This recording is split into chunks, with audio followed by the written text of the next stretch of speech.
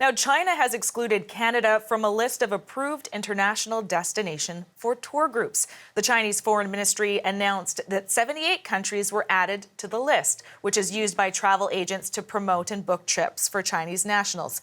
Janice McGregor has been tracking the story from Ottawa. So, Janice, why is the Chinese government doing this?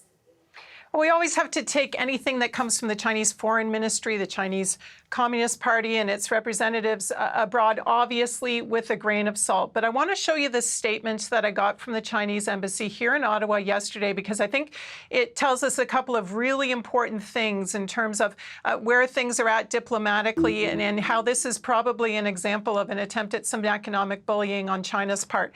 This is what they wrote. They said, lately, the Canadian side has repeatedly hyped up the so-called Chinese interference, making that direct link between this decision and what we've seen, this crackdown now moving through the legal system, actually, in a couple of high-profile cases, but also the huge political controversy we've seen playing out between the opposition and the government over allegations about interfering in Canadian elections.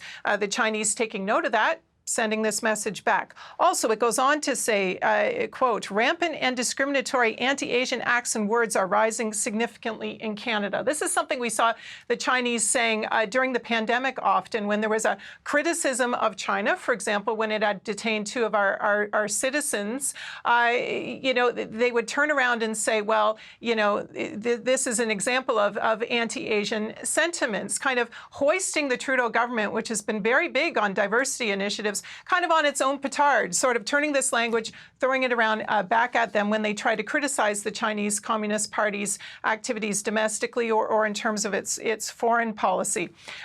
So what are the consequences of this, and what is the context? Among the 78 countries they put back on the list last week includes the United States. Difficult relationship with China still. Australia, which has had a difficult relationship with China.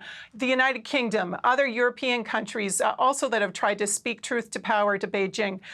They are back on the list. Canada not, though. Canada still facing this very specific economic bullying, and one that could have a significant consequence for our tourism industry. It is worth hundreds of billions of dollars when Chinese go abroad. The majority of them do it in these officially sanctioned tour groups, which used to visit the Canadian Rockies, Niagara Falls, Ottawa, a lot of our prime tourist destinations, and be worth a lot of money for specific tourism operators here. When they do not come, and they were the biggest spenders, Chinese tourists in Canada, prior to everything shutting down for the pandemic, when they do not come, that has consequences. And this kind of throwing around of the economic might of the Chinese consumer is a tactic we have seen the Chinese government use before. Canola farmers can tell you about it. Beef farmers can tell you about it still.